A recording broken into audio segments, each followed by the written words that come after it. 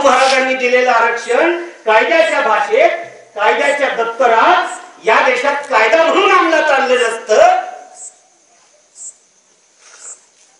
प्राध्यापक होण्याचा तर प्रश्नच नाही, डॉक्टर होण्याचा तर प्रश्नच नाही, आमदार खासदार होण्याचा तर प्रश्नच नाही.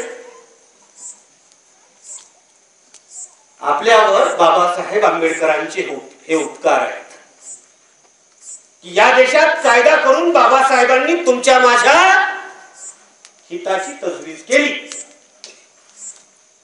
तुम्ही म्हणाल जयंती अण्णाभाऊची, स्तुती बाबासाहेबांची चालू आहे. कुठं तर नातं असेल, काही तर रिलेशन असेल, काही तर धागा दोरा असेल जुळलेला की जग बदल घालून घाव सांगून गेले मला भीमराव.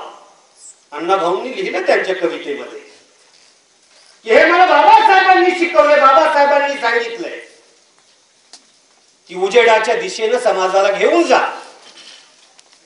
नाही तर अंधाराच्या वाटेनं कुणी तर गचांड्या धरील, झटके देईल, झुडपून काढील, पाचगत होईल.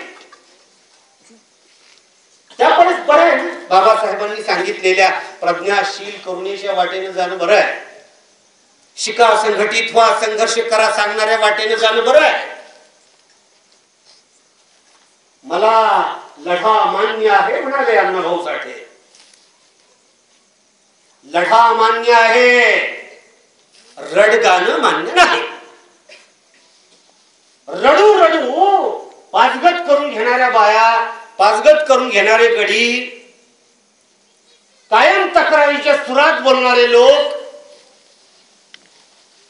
त्यापरीस स्वतःच्या पायावर खंबीर उभा राहून, स्वतःच्या विचारसरणीवर ठाम उभं राहून, स्वतःचं घरदार, समाजाचं घरदार बाबासाहेबांनी ज्या पद्धतीने सांगितलं, महात्मा फुल्यांनी ज्या पद्धतीने सांगितलं, अण्णाभाऊंनी ज्या पद्धतीने सांगितलं, त्या पद्धतीने आपण जर जरा वागलो, जरा जगलो आपण, तर आपल्या जगण्यामध्ये फार चांगले बदल होतील.